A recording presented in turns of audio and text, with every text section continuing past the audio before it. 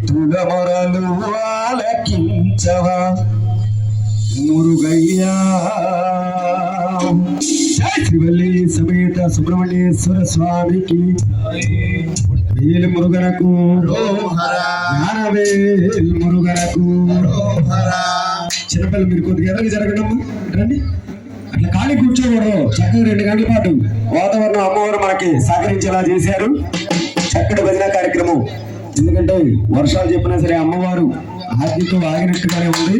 మన కోసమే చక్కగా 2 గంటల పాటు అందరం కూడా కలిసి అమ్మవారికి నిండుగా భజన కార్యక్రమం చేసుకున్నాం.